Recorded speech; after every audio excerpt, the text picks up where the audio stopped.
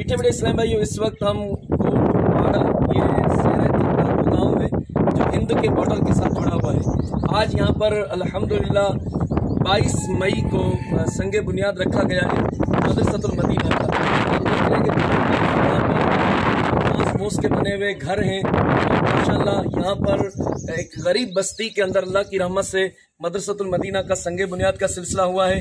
यहाँ के बच्चे वैसे दावत इस्लामी के मदनी माहौल में अल्हम्दुलिल्लाह हिफ्ज़ भी कर रहे हैं, नादरा की तालीम भी हासिल कर रहे हैं, हैदराबाद में मुस्तफ़ाबाद खीमे जो पार वगैरह मदारिस के अंदर। लेकिन आज अल्लाह ताला के फजलो करम से इस गाँव के अंदर भी संगे बुनियाद रखा गया। अल्लाह ने चाहा तो वो दिन दूर नहीं है, इंशाअल्लाह एक आध साल में यहाँ पर मदरसतुल मदीना मुकम्मल होगा। यहाँ के बच्चे यहीं पर कुरान पाक की तालीम हासिल करेंगे, हाफिज बनेंगे, आलिम बनेंगे। तो आप भी इस कार खैर में हिस्सा मिलाएं।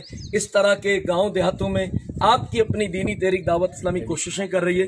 अल्लाह ताला कबूल फरमाए, आमीन बिजाहि नबी अमीन सल्लल्लाहु अलैहि वसल्लम।